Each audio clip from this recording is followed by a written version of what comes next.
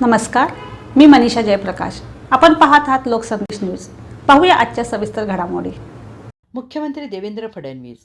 राज्यातील शालेय शिक्षण व्यवस्थेत मराठी हीच अनिवार्य भाषा राहणार असून इतर भारतीय भाषा ऐच्छिक स्वरूपातच शिकवण्यात येतील, अशी स्पष्ट भूमिका मुख्यमंत्री देवेंद्र फडणवीस यांनी मांडली आहे.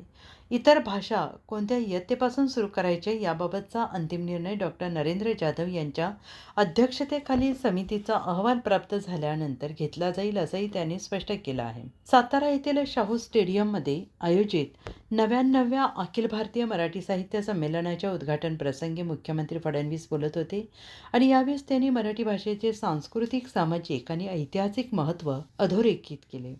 मराठी ही केवळ संवादाची भाषा नसून ती महाराष्ट्राची ओळख, अस्मिता आणि आत्मा आहे.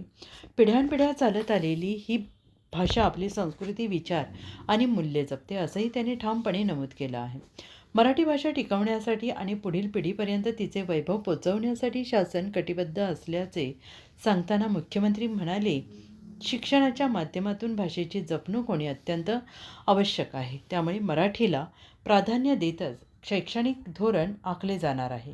यावेळी साहित्य, शिक्षण, सांस्कृतिक क्षेत्रातील मान्यवर साहित्यिक, लेखक, कवी तसेच राज्यभरातून आलेले रसिक मोठ्या संख्येनं उपस्थित होते.